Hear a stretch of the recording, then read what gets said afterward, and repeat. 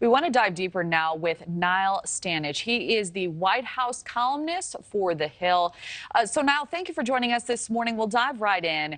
Recently, Xi bragged about the zero COVID policy and said China would not waver from it. So what does this say to you that they're now loosening some of these restrictions? I think it's really a question of trying to let some of the steam out of these protests. But of course, that's always a difficult thing for an authoritarian regime, Kelly.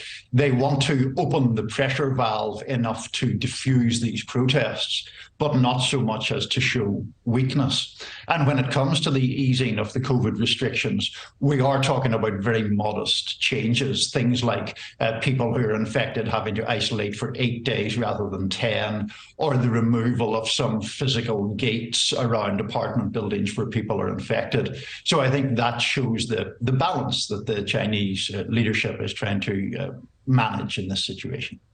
So now we were looking at some of these images while you were speaking, and they're just incredible. Can you put in perspective for us just how historic these protests really are?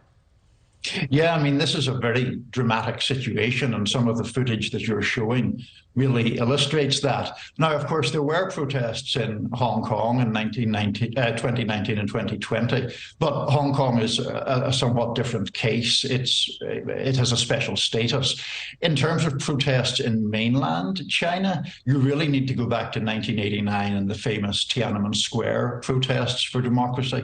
Protests that sort of seized the world's attention, but were very brutally put down by the Chinese government, which sent in the military, sent in tanks, and soldiers shot demonstrators. But those are really the last really major protests we saw on the Chinese mainland. And just to highlight that point, what are the risks of protesting against the Communist Party in China? They're incredibly severe. I mean, a lot of the attention when it comes to China talks about things like the Uyghur minorities or Hong Kong, but even on an individual basis, dissent is very severely punished. Just to use one example, Human Rights Watch has outlined a case of an entrepreneur who in the recent years described Xi Jinping as a clown. That man was sentenced to 18 years in prison. The offense of inciting subversion is a charge commonly used. So there is no question that this is a very repressive regime.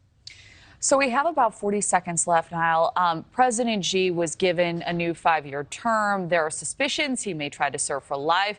Are these protests a threat to his reign or his legitimacy, would you say?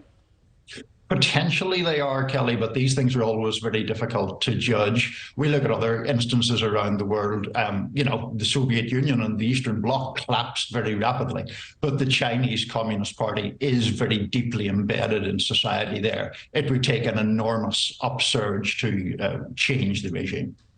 All right, makes sense. Niall Stanage, thank you for joining us this morning. Thank you.